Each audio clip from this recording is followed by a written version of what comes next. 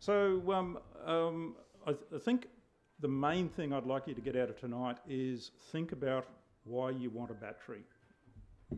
Once you start thinking about why you want a battery, then you can start thinking about size, what you want the battery to do, how you want it to work, is it going to make money for you, or how much money is it going to lose for you. I'll keep banging on having a battery without thinking about your electricity retail tariff is largely not common sense. Then I'm going to hand over to Trent, who we'll introduce Trent later. Trent is an industry guru on household electrification, and he's going to talk from an installer perspective about what types of batteries, what brands, how do you choose someone that's name's not Trent, but everyone should be choosing Trent to install their battery. Talk a little bit about virtual power plants and whether it makes sense. The government's handing out some money. What makes sense to get hold of? How do you get hold of it? Are you eligible? And there's a few risks that you need to think about as well. So if you remember nothing else from the discussion today, 3 points for you. Be clear on what you would like to achieve out of your battery. Make sure when you get a battery you think about the retail tariff, so which retailer you're on and what tariff plan you should be using. And if you see letterbox brochures or primetime TV ads, put the letterbox brochures into your recycle bin. Generally, it's the people who are chasing the rebates, people flogging cheap batteries, and you'll end up with a substandard performance. So, when I say, what do you want to achieve? Do you want to achieve blackout protection? Do you want your house to still be working, running when you have a grid outage? Have you got solar, and do you want to be able to utilise that excess solar that you're not using during the day in the evening during peak periods? Do you actually want to stop paying for electricity all up? Do you want to largely be self-sufficient? Do you think a battery can support your full house or just critical circuits? Are you feeling a little bit social-minded, and would you like your battery to be able to help the grid ride through some events in the grid? And you're probably going to say, yeah, all of those sound good, but each of us will have different priorities. Some are going to be more important than others. How does a battery work? Typically, you're charging from solar, or you can charge from the grid. It goes between your solar system and your meter, and that's the way it connects back into the household. Trent, I think you're going to talk a little bit more about some of that. Before we get too far into batteries, there is some terminology that you probably need to understand. And the electricity industry talks about kilowatts or power and kilowatt hours, which is energy, and they're two different things. So you can think about power as the flow of water that's coming out of a pipe, whereas energy is the amount of water that ends up into your water tank or into your house. So power is how much does your kettle draw? It draws 10 amps out of your circuit. How much power does your solar generate? Well, if you've got 15 panels on the roof, that's probably 6.5-ish kilowatts. And how big is your inverter? Well, combining all of those PVs on the roof, that's probably 5 kilowatts. But when it comes to energy, how much energy does it take to boil the kettle? Well, it takes 3 minutes to boil a kettle, and you're using 2.3 kilowatts for that period. Therefore, do the maths and you're adding up with about 0.1 kilowatt hour. How much solar do you produce during the day? Well, in Melbourne, typically you produce 10 to 15 kilowatt hours per day. And typically in an all-electric home, you're consuming a total of 20 kilowatt hours. So what does all of that mean when it comes to batteries? So batteries are like the water tank that you put on your house years ago. The size of the water tank is effectively kilowatt hours, and the size of the pipe, the down pipe that's going into your tank, is the kilowatts. And the bottom line there is, if you've got a 10 kilowatt hour battery, typically that means you can pull 5 kilowatts out of it for 2 hours, or if you want, you could go the other way and draw 2 kilowatts for 5 hours. So it's effectively, it depends on how much flow you are using. So a little bit complicated, but they're the basics, because you're really talking about a battery size in how much power, and then how much capacity, how much energy. So when it comes to your household, how big, how many kilowatt hours do you need? Well, it depends on what you're going to try and achieve. If you want to be largely off grid and not buy anything from the grid, then you'll need a bigger battery than if you're just wanting to ride out some grid disturbances, or if you want to avoid paying peak hour electricity tariffs, which are now of the order of 35, maybe 40 cents per kilowatt hour. So with the latest price increases, I know mine went up a few weeks ago, they're getting damned expensive. You might also want to be able to extend your blackout protection. So maybe less important in the metro area, but if you're in a rural area where grid outages are often prolonged, then you might need a day worth of battery support. So these are the sorts of things that you need to think about when you are sizing your battery. You also want to think about what functionality you want. So if you're a nerd like me, you want everything. You want all the bells and whistles. Some people want some basic blackout protection. Some people want full ability to export to the grid. Some people want to be able to do that down to 5-second resolution, which some will allow you to do. You probably want to be able to see what your battery's doing with a clever app, like you've been used to doing with your solar systems. There's also a few other sorts of batteries, which probably Trent will talk to more intelligently than I can. But some of the other things you need to think about is it modular? Am I going to buy enough capacity now, or do I need to buy more capacity later once I get used to it? How does it work with your future EV charger is another thing that you need to think about. So are you buying your battery today with its EV connection capability in the future, or are they totally separate things? So I haven't answered any of those questions for you, but they're the questions that only you can answer when you start thinking about it and talking to some experts. Economics with batteries is getting better. It's not great. Whereas solar, the payback period for solar is now down to, what, 4-ish years typically, maybe a bit more. Batteries typically are closer to 10 years. Under some circumstances you can run that down, in other cases it's going to be more.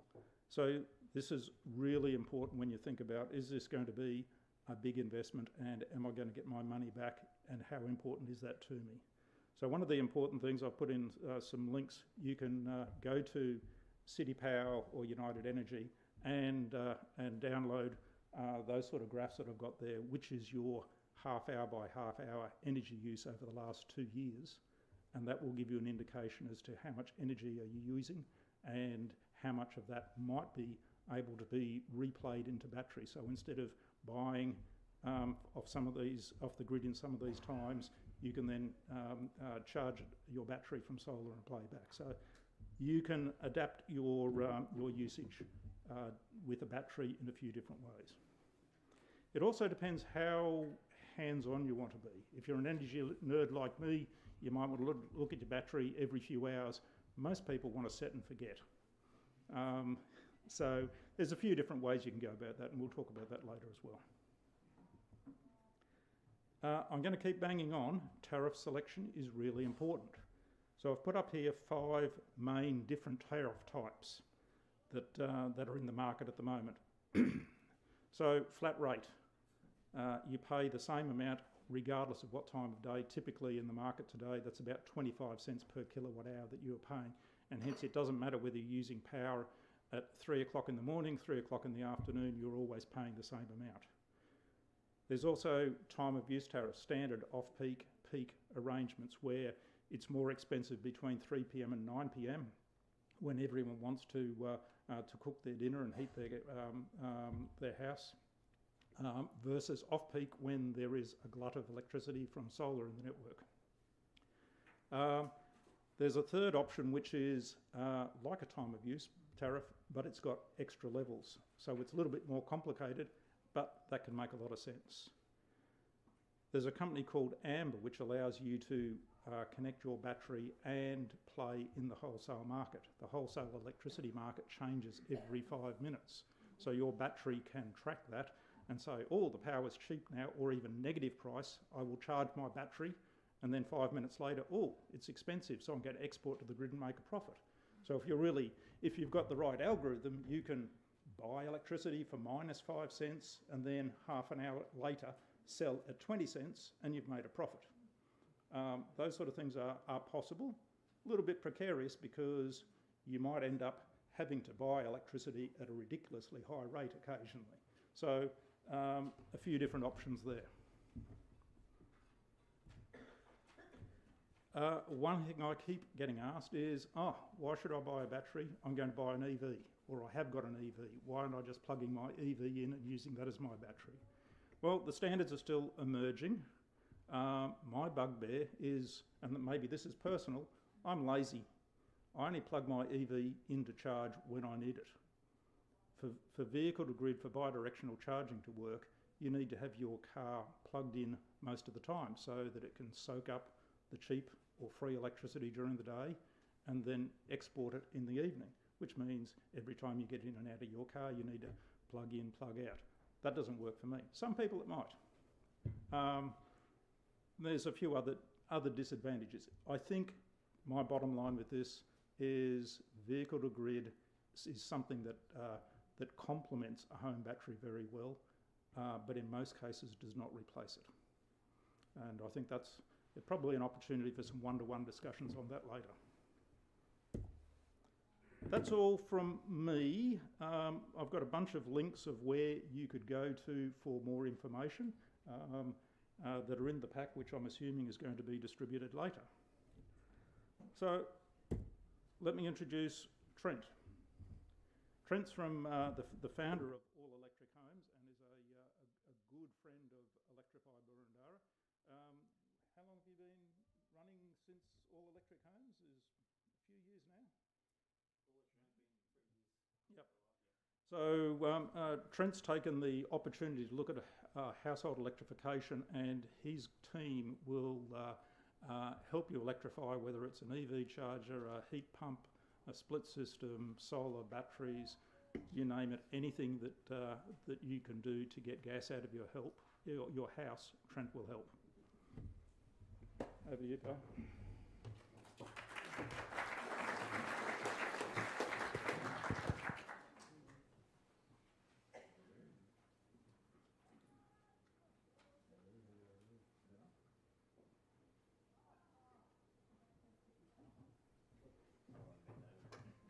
Might have to bend over. That's all right.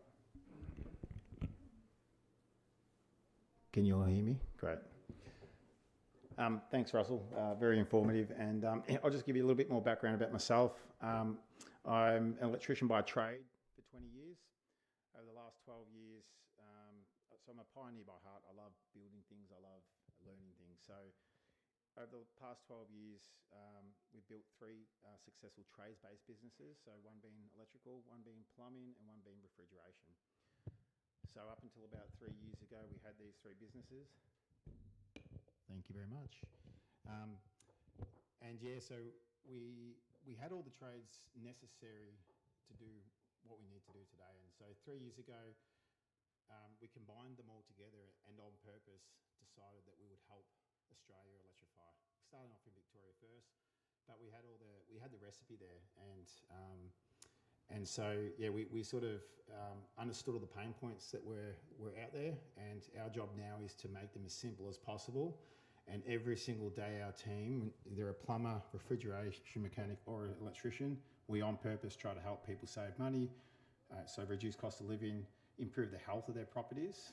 And by doing all that too, it's very good for the environment, so it's a good byproduct of that. And yeah, we're on a mission to help Australia reach net zero by 2050. So that's my mission, and we want to take this as far as we can. So we absolutely love what we do. So that's a bit about me.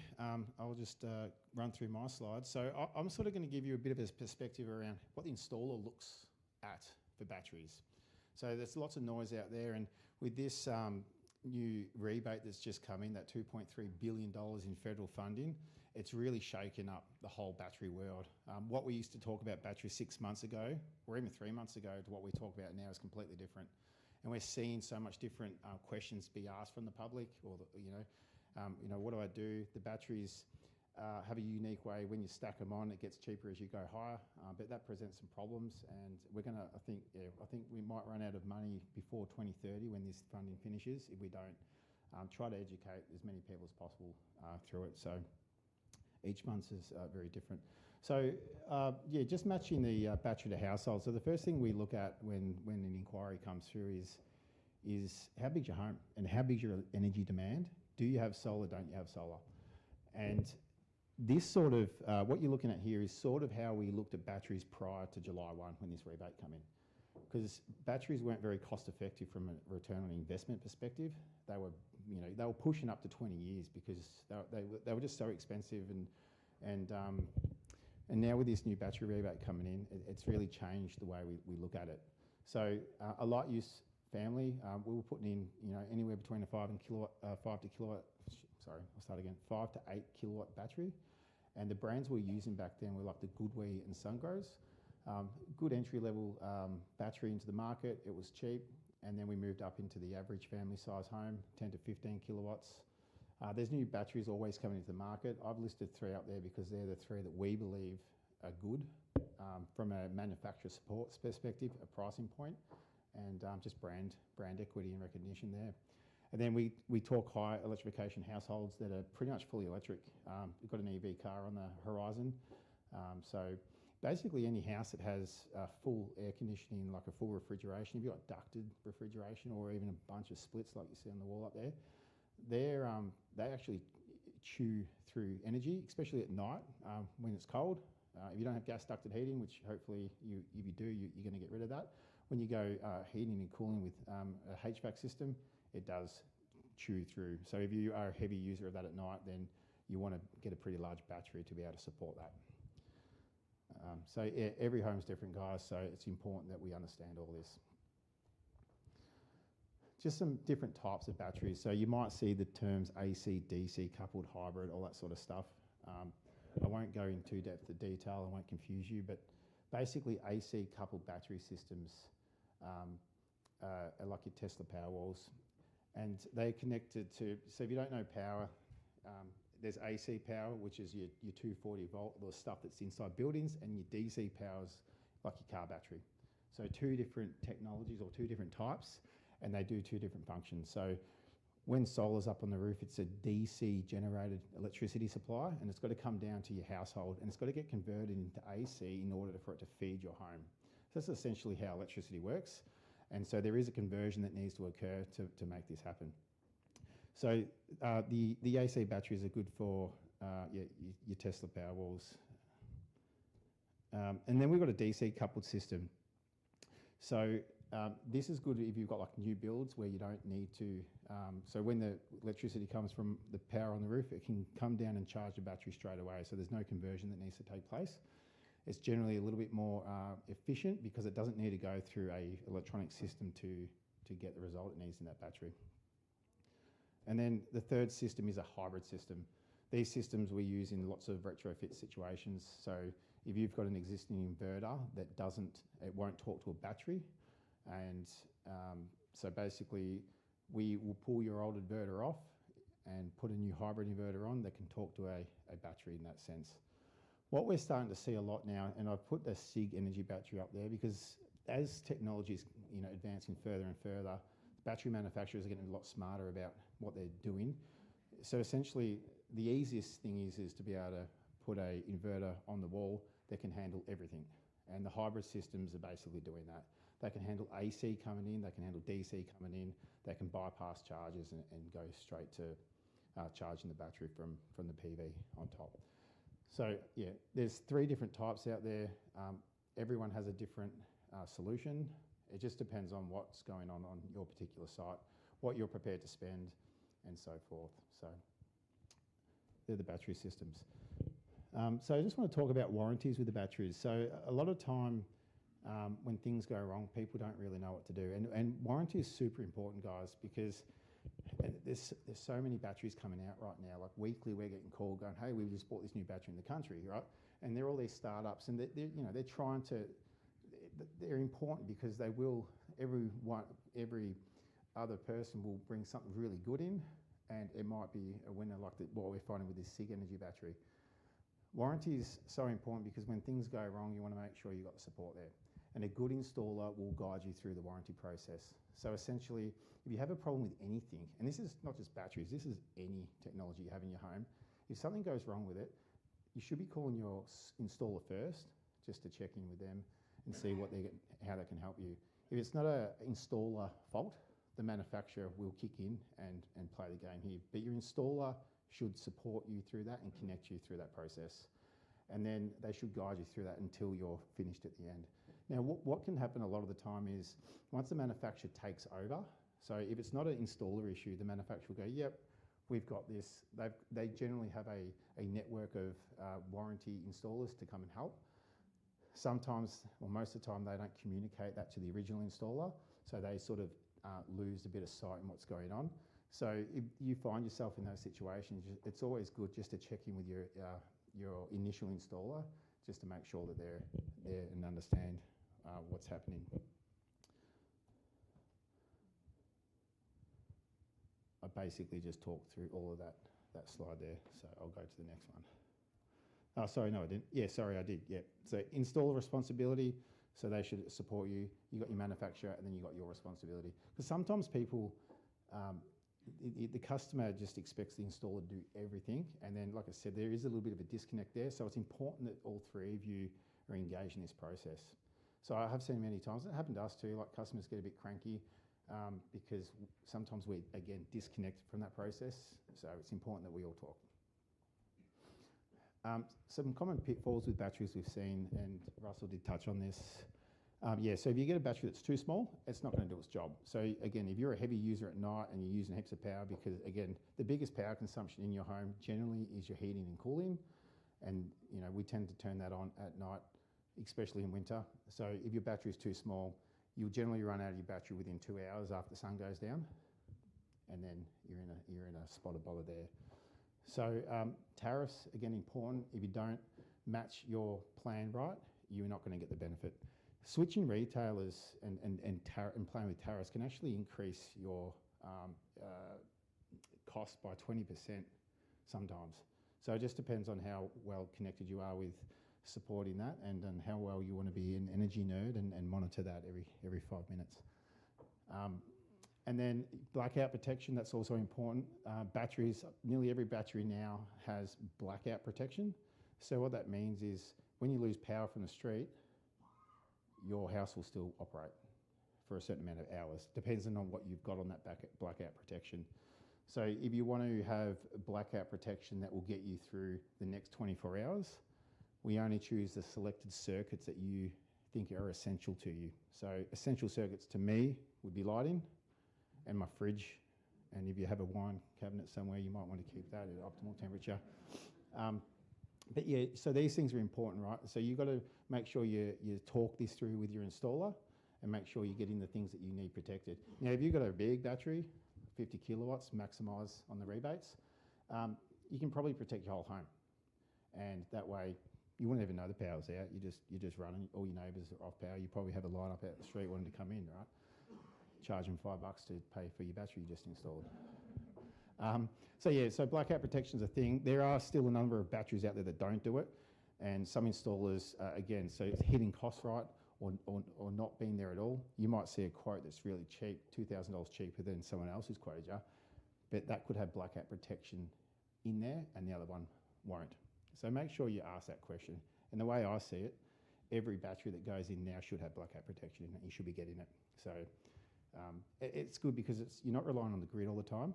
And if you don't have blackout protection, most of the time when you do lose power from the street, your solar can't actually charge your battery.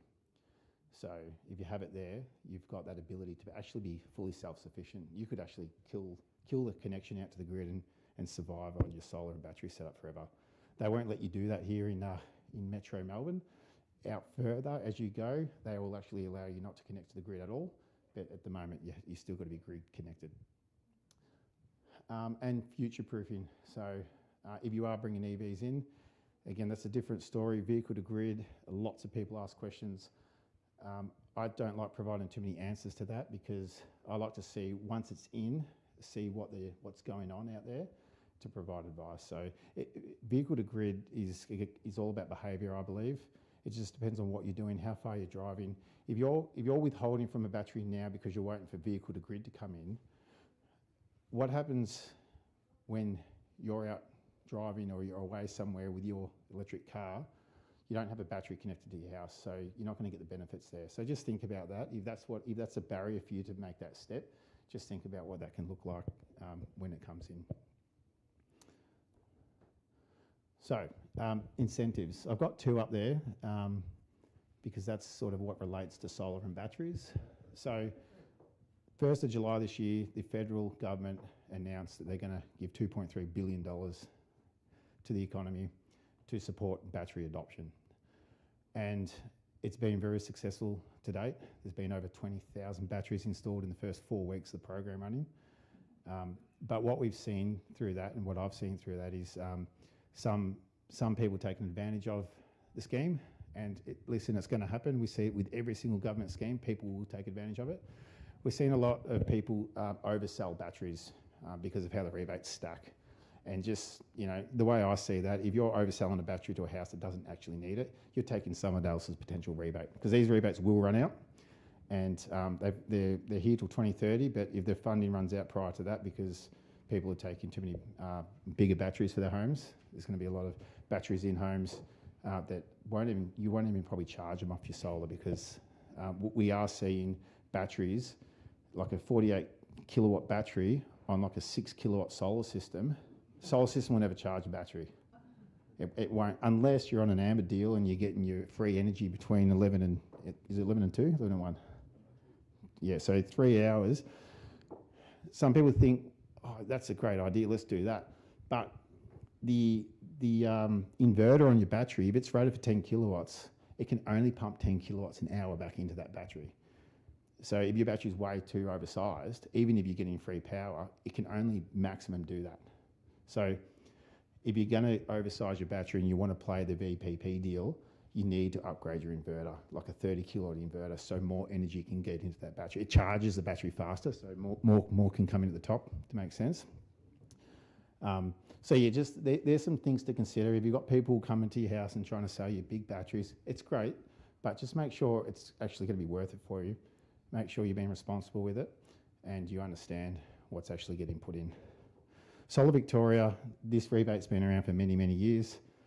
It is means tested. So, sorry, I'll revert back to the batteries. It's not means tested at all. So it doesn't matter what your income is, what your lifestyle is. You get that for just putting a battery in. The STCs, that's the same incentive of when you put your solar PV on the roof. You get that by just doing the job. But this additional one here is means tested, the $1,400.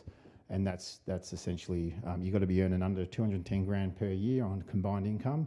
You have to own the property, and the property's got to be worth under $3 million for you to get that.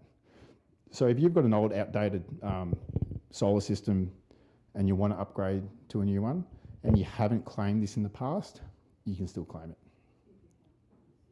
If you have used it, you can't add a few panels? So adding panels to an existing solar system will depend on a few things. The age of the system, because what happens in the solar industry, literally every year, 2 or 3 new regulations come in, and like anything, if you touch it, you've got to bring it up to standard.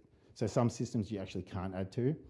And if they're still in good condition, we leave them there, and if we've got room, we add a parallel system in play to that. It just depends on your circumstance. But yes, you can add them in certain circumstances, or you just replace them. It just depends on age and what you're going to get out of it. Yeah, so this is the potential rebates maximised per house. So if you do install a 50 kilowatt battery, you will get $19,500 back. So you can see why people are attracted to trying to maximise on this, because it's pretty big. It's going way beyond saving 30%. Again, people are taking advantage of it. And yeah, so just, again, I show this because they estimated 700 to 800,000 batteries will take up this program, but if they go in at the rate of oversizing batteries, it might be 400,000. So again, it's just reducing access to people. It's kind of like first in, best dressed at the moment. And I think just with the excitement of it all happening at the start, we might feather down. I'm hoping the government do step in at some point, and I think they will have to, maybe early next year, just to put some more regulations in play around the batteries. But while they're here now, you know, take it up. But like I said, just try and be responsible about what you do with it. So I'm going to just now walk you through sort of the installation process. So from quoting to actioning rebates, through the whole lot. So we'll just quickly touch base on this. Some of you in the room may have experienced this before. I've tried to just really look at this from installer perspective and your perspective, and try to give you a really fair, good understanding of what you should expect out there from other installers. So basically, the installer should be providing you a detailed quote, itemised quote, on all the major parts. So what's the system cost? What are the rebates I'm going to get? The battery rebates? How many STCs they create? Because what we find a lot out there, people are real crafty with how they present quotes, and they like to leave a lot of things out, and they just go, well, here's the cost. And to me, I think transparency is really important here, because you want to make sure that you're not getting the rug pulled from under you. So yeah, a detailed quote. They should be initiating all your subsidies for you, okay? The only thing that you need to do in the subsidy side is the Solar Victoria stuff. They should start the application on your behalf, and you'll be required to sign some things just to declare your income and all that sort of stuff. Your installer should manage all the DNSP side of things. So that is your power company. So whether it be City Power or United Energy. And yeah, and then they basically will obviously install the job, arrange the inspection to be done, and so forth. Your responsibility is just providing the documentation, like it says up there. So you'll have to provide that when you do the Solar Victoria stuff. But apart from that, paying your deposit. So the installer has confidence to order the parts. That's very standard, guys. So if a deposit's requested up front, it's just to lock in parts, especially with the batteries right now. There's no batteries in the country. So if you're waiting on one, we just kept getting told they're getting pushed back. So probably not till December, we might not see a shipment of batteries into the country. So yeah, if you get your deposit in, you'll get in line on first. And then, so with Solar Victoria, just the final submissions, you will need to sign some stuff at the end of the job, just to basically say that you have received the job, you're happy with it, and that will release payment for your installer to collect the rebates. Because your installer cops it on the chin with the rebates. They provide you at point of sale the discount. So every single, like that $9.5 grand that I showed you before in STCs, that gets withheld. The installer gives it to you at point of sale, so you don't have to pay for it, but it gets held up on the installer side for several weeks after. So it is important that you sign that stuff off as long as you're happy with the job, so they can get paid. So it's support from both sides. And just one touch there on heritage listed stuff. There is always ways around it, but we just got to make sure if it is heritage listed, we get onto the council and we get the approvals that way. If you are in a space that needs it, yeah, there is a process and it can delay some things, but it's always good to get checked out by council. So this is just it's a bit hard to see, so sorry guys, I tried to blow it up the best I can. This is just an example of what a good itemised quote is. So the itemised quote, I'm just going to walk over here, sorry Russell. No, I'll just point at things. So the itemised quote should tell you the brand and type and how many panels, the brand and type of the inverter and battery. And then it should show you what your total out-of-pocket expense is prior to any rebates. And then here it's got all the rebate line items. So what are the STCs I'm getting for the solar panels on the roof? What are the STCs I'm getting for my batteries? And if I am eligible for a Solar Victoria rebate. You should be able to see all that on most quotes. A lot of installers don't do that. They'll just show you the bottom line there, and you've got really no idea what they're playing with in amongst it all. So that's what you should be looking for in a quote. And also too, projected savings. Again, if you're trying to make decisions based on return on investment, you sort of want to see what that looks like. most of the quoting technology out there that people are using will show you all that. So that's a good example of a quote. Now, when it comes to customer acceptance, like I said earlier, deposits are pretty much standardised across the board now. Because if you think about it, when the installer doesn't get paid all the rebates until up to 4 weeks post-install, this helps them obviously with cash flow. So it is important to support the small business that is doing this, because if they don't get that, they can't continue to operate. Once the deposit's paid too, like that triggers all the processing, all the paperwork, because there's a lot of pre-approvals that got to take place with your power companies. So once that deposit's made, generally all the stock's ordered, it gets secured against your name. The office team will then start all the paperwork side of things, and that can take a bit of time. So that's sort of why the deposit helps initiate all that. This is just, so the next stage, once the deposit's paid, there's the applications and approval stage. So this is where we will jump onto the United Energy's website, or City Power, it depends on where we are. We jump in there and do pre-approval. So we check to make sure that your property can actually take on the new solar system. 9.5 times out of 10, it's not a problem. Sometimes it is. And then we go back to you for further information. So once that's all done, in line with that too, if you are going for Solar Victoria, that all gets done as well at the same time with the same admin team. And that requires you guys to actually have to do something. It usually gets held up on customer side majority of the time. If you're good and quick at it, generally get done in a couple of days, sometimes same day, but sometimes it can blow out to a few weeks if you haven't responded to your email or provided the evidence required. After that's done, green light, get a big tick. Usually get a couple of emails from Solar Vic, or if it's just a power company approval, it's a couple of days. So as I said earlier, it can take up to a week, what we see typical time frame. But sometimes if you've already applied for, say, the hot water rebate in the past, if you've got a hot water system and you've got the Solar Victoria hot water rebate, the moment we upload your Solar Vic for PV, instant approval, because they've already got all your details. So that does make the process a lot easier. Yeah, so then after that, you get a battery installed. Most batteries will be done in a day. If it's next to your switchboard, it shouldn't take more than that. But some batteries can take a few days, depending on the complexity of the jobs and what's going on. And then after the install's done, a private inspector has to come around and inspect every single battery job that has to happen. So they're independent. They're not employed by the installer. They have to be an independent company. It's a Energy Safe Victoria regulation. Now, they can take up to a couple of weeks to come out, and you're not allowed to turn your battery system on until they check it off. We turn it on during commissioning phase, so we turn on, do all its test, but we have to turn it back off. And it's not allowed to be energised until the inspector comes out and provides that certificate. And we've got a shortage of inspectors, guys. We had a problem before the battery subsidy came in, and without government talking to industry and getting us prepared first, they decided to release this to everyone at the same time. This is why we have no batteries in the country, and we don't have enough inspectors to sign the works off. So, you know, that's just what happens. We're trying to catch up. We're trying to get more inspectors certified, but the problem with the inspectors is it's generally electricians in their later career, and a lot of them now just don't want to do it. So we're finding it hard to get them.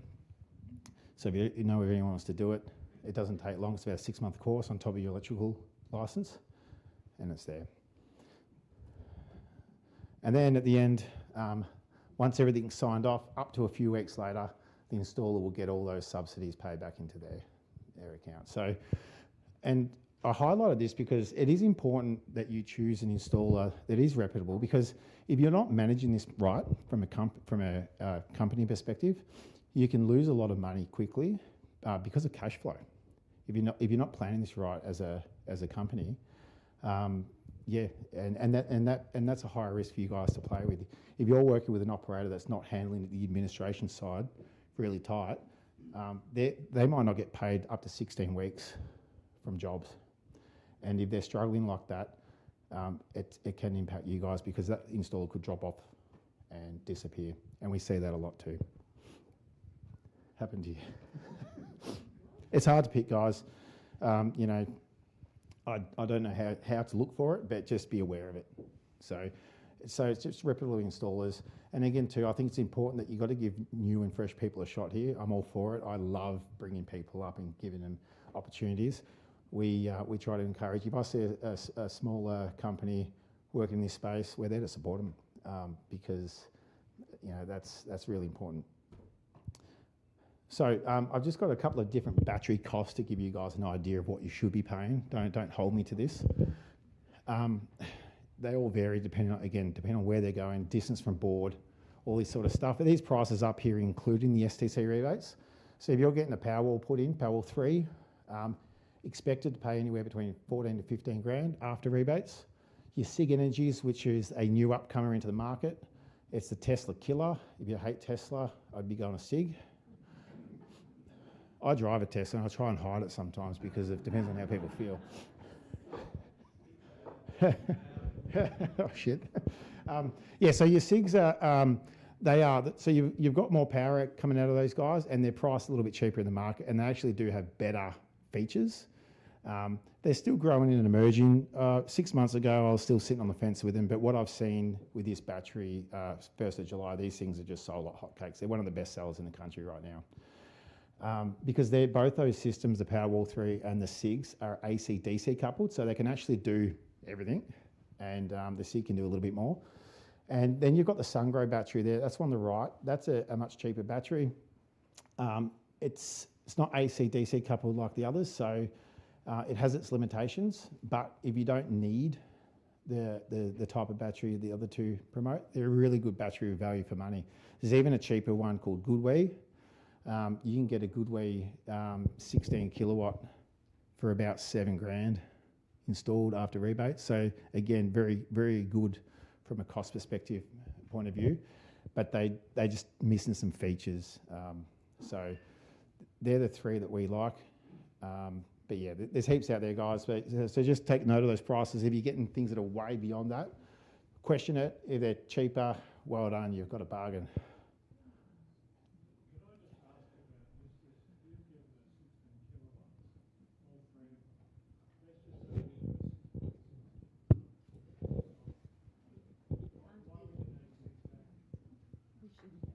Why would you need 16 kilowatts if you've got a 6.6 kilowatt?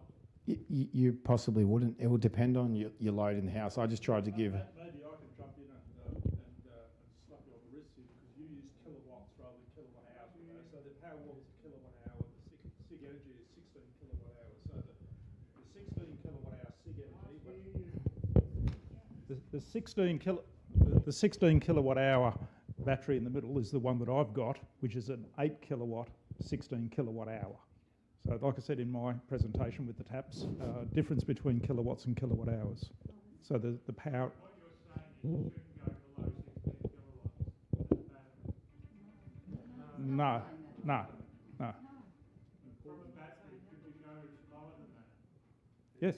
Two people living in a place, for example, with a 6.6 kilowatt, they could go lower than...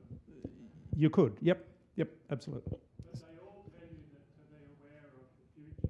Yes, yep. And you were saying about the 5 or 10 year time frame. Mm-hmm. Well, let's continue with the presentations. We'll pick up the Q&A. We've got a Q&A after the session, so yeah, we can definitely answer questions, guys. So I'm nearly at the end. But great question. We can easily answer that one in a minute. So just back to... Can you hear me this week? Yep. Back to placement now. So I was just going to quickly go through with some locations that you can and can't put batteries. The best location that we like is in the garage because it's protected from the elements and it's outside your living quarters and habitable areas. The battery will last longest there. And if we do put it in the garage, like this picture you can see here, we've got to put protective bollards around it if your car can hit it. So that's just more a mechanical protection side of things. We can put it in other areas of the home as well. We just can't put it in areas where you sleep and live. So you don't want the battery inside your house. If it is on a wall where it backs onto a habitable room, which is a room that you sleep in, we have to do some fire protection on that wall. So you might see some batteries that are out there that have, generally the fire protection is just an easy cement sheet that we slap on the wall and we put that as a barrier between the battery and your home. So, or... Yeah, there's limitations to windows as well. You generally got to be 600 to 900 away. Each battery will have a different, clearances recommendation. So all your installers should know that. And this is why we get these things independently inspected, guys. The inspector will not let you turn that on if they've done something wrong. So that's why they're there. This is just showing you what it looks like outside, and it is going outside. Every battery should have a cover on it like that, just to protect it from the elements. This battery is south facing. You don't want to ever put a battery north facing because it's going to get cooked in the sun. Your inspectors won't pass that battery if it's getting direct sunlight on it. So that's just an example. This person didn't want it in their garage, so that we put it on their outside wall. And that's a Sungrow system there, if you know what that is. Just some places to avoid batteries. They're either high risk or non-compliant. Habitable rooms, obviously bedrooms, lounge rooms, anywhere that you live, you don't want a big battery in there. Direct sun exposure, so just keeping out direct sunlight. These batteries are expensive. You want to try to protect them as long as you can. Roof cavities, sealed spaces. You don't want to completely airtight these things. Just in case they do crack and split, they can let off some lethal chemicals, so you want them in ventilated areas. Also, away from flammable materials. You don't want these things catching more fire, and anywhere it can flood. So just keep them off the ground if we can, and stuff like that. And now, so basically, future-proofing for full electrification. Again, that's what we do. That's what we live and breathe. Batteries to us and solar is one part of this puzzle. It's the puzzle that actually generates all your electricity and stores it.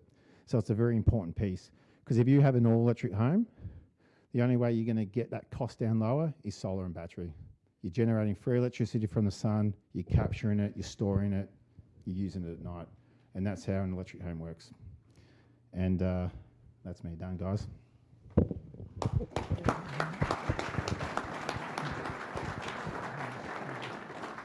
Thank you very much. We're now going to have 3 presentations from people who've actually installed batteries, who are going to share their experiences.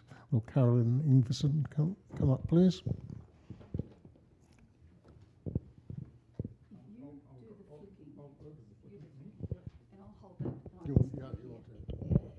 And I just want to make reference to that one point.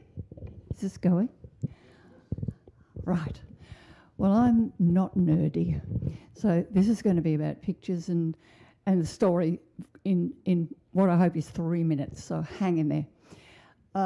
This is our house in Canterbury. It's fortunately got 2 north-facing roofs, and we started with PVs on the roof. Some people start their journey with an induction top and work from there. We started with these. We have east and west as well as north-facing, which turns out to be a terrific idea we've discovered. We have a battery which sits in there. Whoops, not there, in there. That little spot I'll show you a bit later, but it means it gets no sun, no direct sun, and it's got its little posi. This is having the PVs put on our roof. It's a Victorian house. Okay. This is what we use it for. We've got 4 of these in the house, and they keep us both warm and cold, which is nice, cool. The old gas fire is sitting here, wishing it had a bit of flame and electricity, and one day someone will invent something that we can put in there that's electric, that looks like a fire, and an induction cooktop. Okay? That's our battery. This is the big sheet behind it. We've got a window that far away. Couple of electric cars now. This is my little one, and Lawrence has a Volvo and an inverter. And next one, we have 38 panels in total, 10 kilowatts worth. We have a battery at 13.5 kilowatt hours. We have 4 reverse cycle. We have an induction cooktop and 2 electric cars. And the next dot is going to happen very soon, which is heat pumps for hot water. At the moment, we have instantaneous gas. So these things are journeys. Okay, we went, let me explain this before I say why we went battery. We have a solar system in 224 we had a bit of an outage, so we actually get more than this, but 9.9 kilowatt hours we get from our solar. We imported from the grid 2,600, which means we consumed off that 7,900 kilowatt hours, of which solar was 5,300. We exported 2,000 odd. Our average independence set in the summer and plus was 100%. In the winter, not so. Overall, 25% per day, if you average it out. We were average grid dependence 25. In other words, 75% off grid. And we reduced our carbon emissions by 10.5 tonnes. Next. Annual savings, because we used 5,300 kilowatts less of grid power, that is, we got it from our solar, we saved around 1,325. Our feed-in tariff for what we put in mounted to a sum total of 230, not great, but enough. We were off gas, and our gas bill was at least 1,500. And of course, our car ran totally off during the times when we had excess solar, pretty much. And that meant, these are conservative as well, at least a total saving of 5,500. And the next one, we went for a battery because we had excess solar and we wanted to be independent as much as we possibly could by being able to have that power put around in the house at night. We worked out that by being able to do that and not using grid power when it was most expensive, we saved about 1,500 per annum. The cost of the battery, ours cost 12,000. We got a rebate of 4. That is, it was a $16,000 battery. We love this fact that we didn't notice 40 odd outages which were recorded. That is a bonus that we hadn't predicted. It's really been great. And is that the end of it? Yeah. Oh, I hope I got down to 3 minutes. Our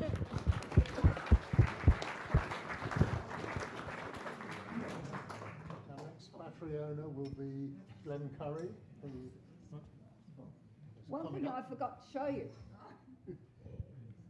When you have a Tesla battery, you get a little app, and it shows you these pictures of your house, and you can see what's coming and going. And I can tell you right now, my battery is keeping the house warm.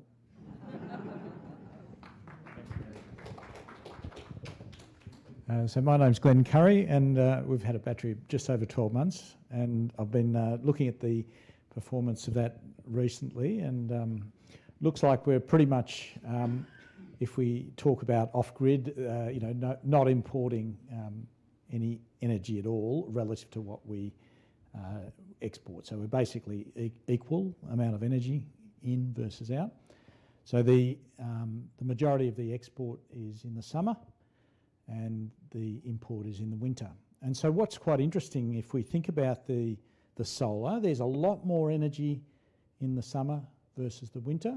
That's not surprising given the cloudy weather we get in the winter and the fact that we've got a shorter day in the winter than we have in the summer. In fact, it's as little as a third.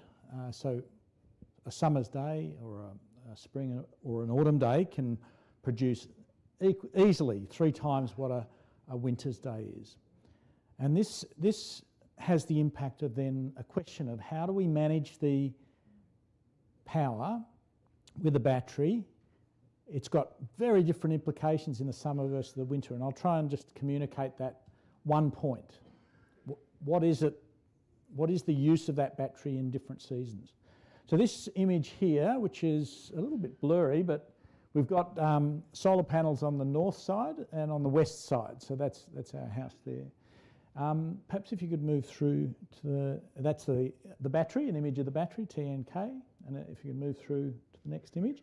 So this is this red line is an example of the the battery charge state. So that helps us think about, are we charging the battery and at what time of day, and when does it empty? And in this case, this is a day where the battery started at 0, so right down the bottom, and this red line filled the battery as the solar was generating in the middle of the day, and then once the sun went down, we emptied that battery. So if we can move through to the next couple of images, and this is the different series or the different shapes of those battery charges. So we can see this has got a very steep up and down, and that's probably a very cold day when we're using a lot of air conditioning, and so it's flattened the battery quite early in the evening. Whereas this day here was probably a warmer day. This has actually got the date up the top, I think. And so in that case, we've not actually turned the air conditioning on, and so the batteries just had a little bit of trickle discharge, probably lighting and maybe the stove or something. So if we can go to the next image. So this one is looking at the summer behaviour. This is a simpler view of that same information. So we've got the battery charging up, fully charged from the solar, which is that yellow line, and then just maybe getting down to 40% by the end of the night. So if you go to the second image here, so this is autumn, we actually only dropped to 50%. Why would that be? Anyone familiar with why we might get more power and be better or have more in the battery in autumn? Deciduous trees, yeah, that's one reason. One of the key things is that you don't need to turn the air conditioning on. It's just about, as has been mentioned, it uses quite a bit of power in the shoulder seasons. In the spring and the autumn, you tend not to be using as much power because you don't need that air conditioning on. And the next image is winter. So we can see here a much shorter solar shape, and then it tends to hit down to 0 in our case when we're running the air conditioning for heating. So that basically the battery goes to 0, and between midnight and 9 a.m. or thereabouts, when we get the sun comes up, our battery sits at 0 and we import a little bit of power. Now the implication for that battery and for us is that goes back to both Russell and Trent's points about your retail price. So when I'm in the summer and I've got lots of extra solar to give away or to export, I make sure I'm on a high tariff for exports, which is the highest that's available at the moment, is the 10 cents per kilowatt hour, which is a AGL offer. And then in the winter, when I'm flattening the battery and I need to maybe even get a bit of extra power, I'm using the OVO at the moment for charging up with 3 hours in the middle of the day. So it's 0 tariff in the middle of the day. And I charge my battery up, and then that lasts me into the night, well past the peak power prices in the evening. So there's different ways to use your battery. I've talked about the different seasons, but most importantly, making sure that you're sort of learning about your tariff, your retail tariffs, work out how to actually change from one retailer to another and understanding those retail offers. I'm a bit of a specialist in energy, and I even use a third party for that to try and interpret the better deal. The one I use is Energy Umpire, but I'm sure there's a few other options out there. All right, thank you.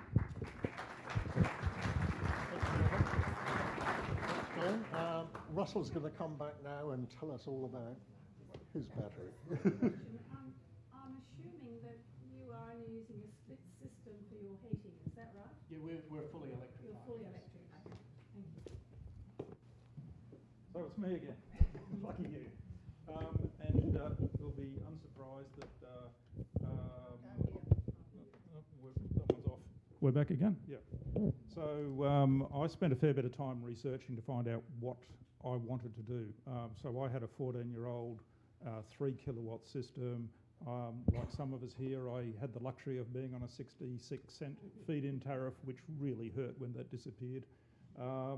And my goals were to reduce the cost of me fully electrifying. I'm not there yet. And I wanted to be largely self-sufficient, and I wanted to be able to tinker, as you might expect from what I've told you before.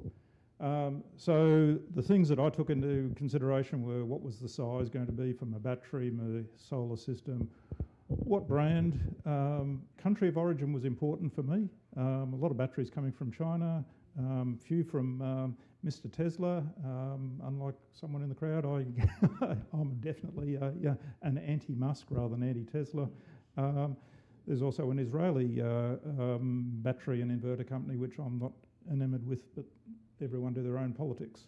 So all of that came into my consideration. So I chose a SIG, which Trent spoke about. And the main reasons because of that, it was stackable. I could put it inside or outside. I love the fact that it had the hybrid inverter, so I can have my solar panels connected directly into my battery, or if I kept my old system, I could have had it going AC as well. I'm not ready for it yet, but it's got the capability of a bidirectional charger, which I think I'll take advantage of in the next year or two. And I think Trent's spoken about some of those things. So what did I end up doing? Earlier this year, I replaced my old system with a 12 kilowatt solar, which is across the north, south and east facing roof. I've got a pretty ugly roof line. I'm also in a heritage overlay area. So if you go onto the Electrify Boroondara site, I've got a blog on me beating my head against the wall and Boroondara Council as far as getting heritage overlay.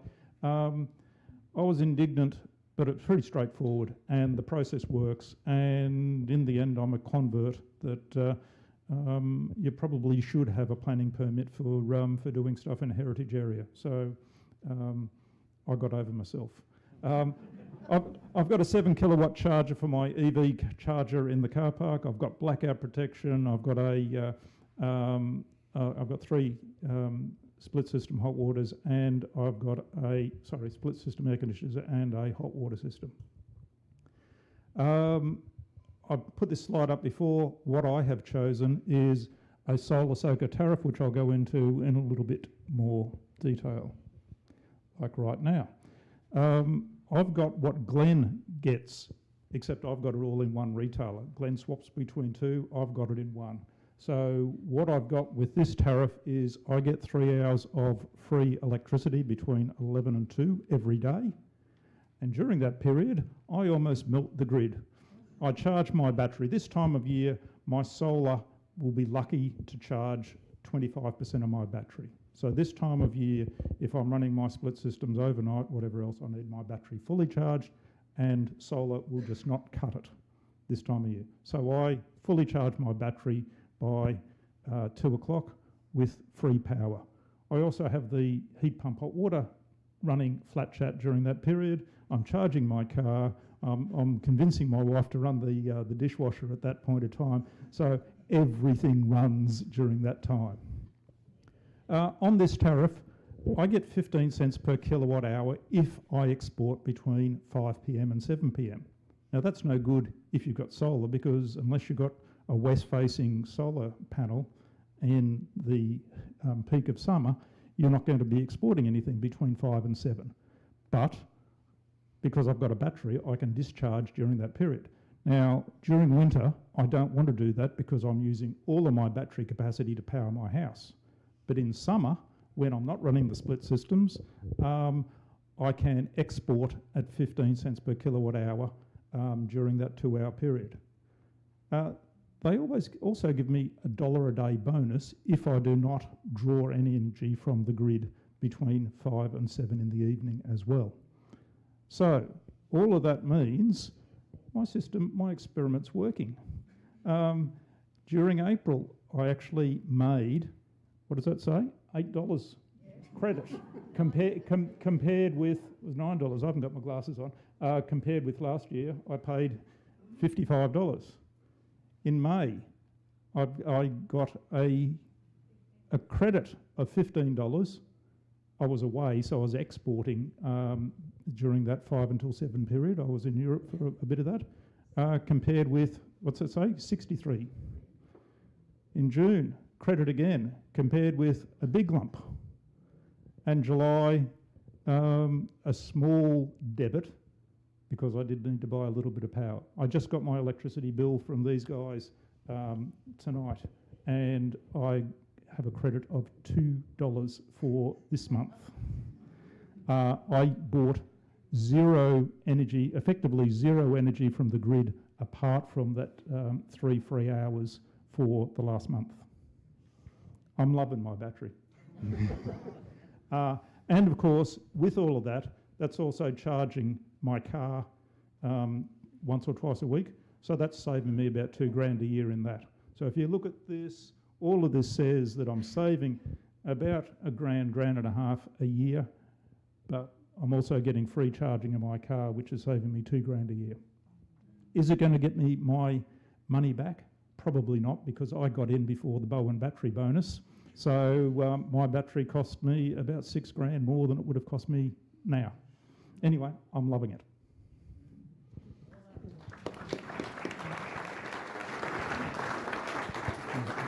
Thank you very much.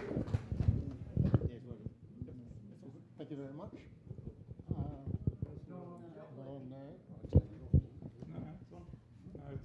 What? Oh, okay. We can now going to have a few questions, so I'm going to bring the mic down, and if anybody wants to put their hand up. Could you guys share one mic and I'll use these for the questions in the audience? Is that okay? Yep, we're flexible.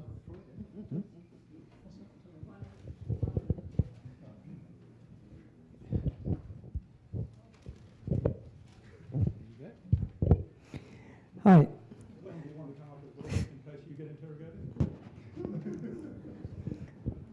Yep, that's better, because the question is from the installers or those who have adopted it. So first question is, who decided the size of your solar panels and the batteries from all three of you? I sized my system. Sorry, who am I talking to? Oh, did he? Sorry. Yeah, I did a fair bit of analysis. I downloaded my smart meter data. So I'm in United Energy Footprint, so you can go to their site. I downloaded, so I knew what my profile was like. I knew how much energy I used in my car. And I had a fair idea of what I wanted to do with a tariff perspective. So I did that sizing. It was, I was a little bit unusual. I've got very little roof space on the north face, even less on the west face. I've got a lot of space on the south face, which is very inefficient for solar. Absolutely. I made that financial decision myself. I'm not sure it was a wise decision, but I chose that. So I didn't have a lot of roof space. And Glenn So in terms of size, the limit tends to be the size of your available north roof or north or west facing roof, and generally houses won't take more than 10 or 15 kilowatts in terms of a house, and some a bit less than 10. But 10 is what we had, which is matching pretty well, as I indicated, with our use of energy. So it's fairly easy calculation of how much do I make using the solar and how much do I use in the house. And the battery size? In that case, that was just dictated by in our case, we've got a 10 kilowatt hour battery, so that's smaller than the Tesla and some of the others that were discussed tonight. And that's been quite adequate for us. We're quite a conservative house with just one split system. We don't run multiple split systems. Who decided the size of the battery? The vendor? So that was really me. You. Yeah.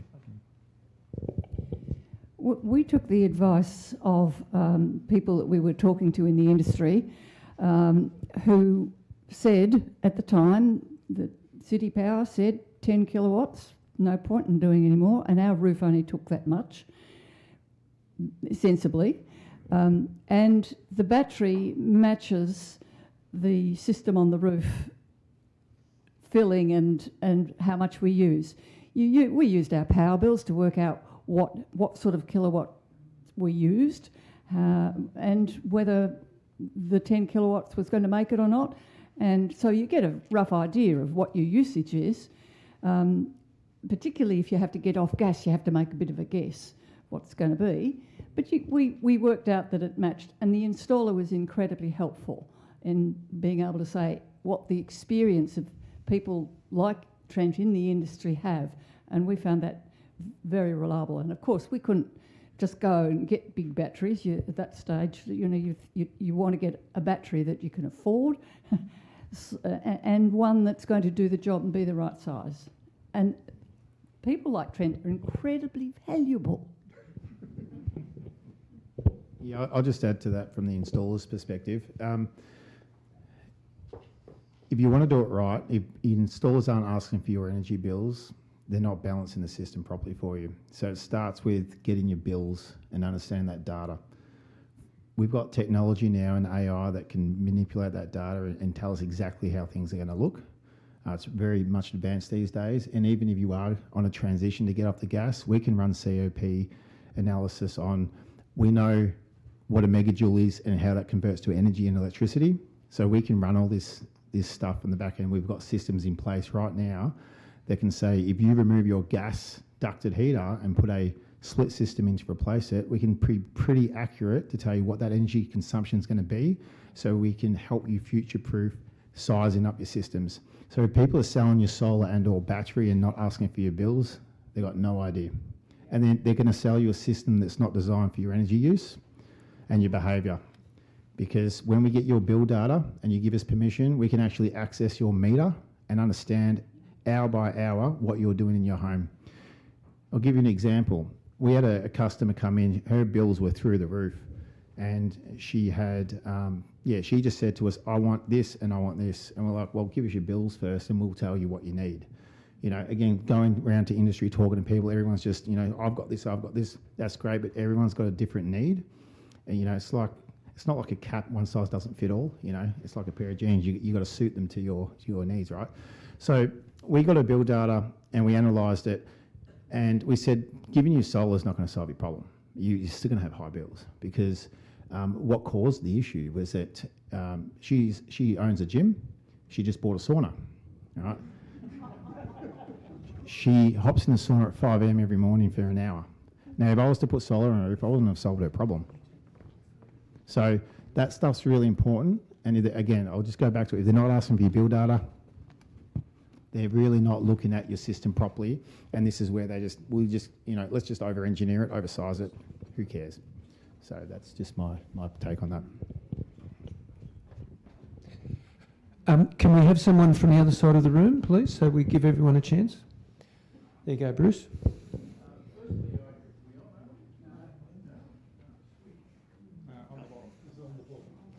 Here you go, take this one. There you go. Righto, this one's going, is it, Ken? Yep. Yeah. Well, firstly, I'd like to thank the organisers for getting rid of Slido. Forums that I've been to recently on this topic have Slido, and it just kills conversation. It's a form of censorship. So, thank you very much. It seems to me that at the moment lithium batteries are very ubiquitous in the system. We also heard that they can be prone to catching fire. So what other battery technologies are there around that could be used in this application? So the fire risk is much higher with some battery that is badly set up and a bad battery, but still very low risk of fire. But there's no question a good battery's got very extremely low risk of fire. But in terms of battery chemistries, there are other chemistries that are coming through for cars. But in terms of home batteries, you're almost certainly going to be stuck with this for the next 5 or 10 years, the lithium. So. Just a quick question. Just regarding what happens when you put the battery in your house, it's all good. You contact your insurance and tell them you've put in a battery. One, what do they say? is there concerns? Does the premium go up? Does it stay there? Or what's the sort of reaction from them? Because they have a history of catching fire, that's all. Yeah. Mine was, thanks for telling us, I'll note it. End of conversation. I can't guarantee, but that was mine, which is underwritten by Allianz, I think, is the underwriter under my insurance. They were almost bored. They didn't want to know. Okay, we've got a question here. On return, is there a projection into 5 years hence as to whether the rate of return? So should I wait another 5 years? It's 5 years of saving that you're not going to get. It's like buying any technology. Did you hold off buying a laptop or a mobile phone because it's going to get better next year? Yes, they're always going to get better. They're always going to get cheaper. You take the plunge when it's logical for you. If you can't make the sums work and that's going to make you feel awkward about investing, then nothing's going to change. And well, the numbers will change over time, but not appreciably. And power prices are only just going up and up and up. And for these calculations, it doesn't look like it's been factored in the gas savings. I did not. No. Yeah, it just depends on your motivation. Like if it's return on investment, yeah, it's going to take a while, but there are many other benefits of going battery. Grid stability, if that's important to you and having that, you might have a household that it's absolutely certain you need power all the time for certain things. So, stuff like that is important to some people. So it really depends on what's important to you guys, right? And money's not always everything. I think as we electrify, guys, we are going to have more grid issues as we more get off the gas over the years. So I think if we start putting batteries in now, that's going to have less impact of drawing power off the grid, and we're going to protect everyone else in the community. So that's just my thought process there. The battery subsidy has put, some enormous amount of batteries into the network, which effectively is, in the last month, we've built a coal-fired power station worth of batteries just by the battery bonus. Have we got time for one more? One more. But we're not going anywhere, so plenty of time for one-to-one conversations afterwards. I was just interested in the warranty and the useful life of the different batteries and how they degrade in performance over time. Like in 5 years, are they still as efficient and working as well as they did on the day they got installed? Every manufacturer has a different life cycle promise. So, for example, I only say because what I know, the SIGs have a 10,000 life cycle. So, for you guys to understand what a life cycle is with lithium, it's a full discharge and recharge. So, if I discharge my battery to 50% and do that 2 times, that's one life cycle. Does that make sense to everyone? Yep. So, and this is the difference in quality and price, right? The Sungrows you saw were a little bit cheaper. They've got a 6,000 life cycle promise. And so every manufacturer will have a promise of degradation over that 10-year period or whatever their warranty period is. So, yeah. So read these data sheets and read the products. Generally, that's why things cost more, because if you've got that better quality of product. But it's not going down to zero. So after 10, if you've got a 10-year warranty, that doesn't mean in 10 years your battery is useless. It means it's probably got an 80% capacity of what it was when you bought it. So it's still going to be useful, but it just won't have the full capacity that you had on day one.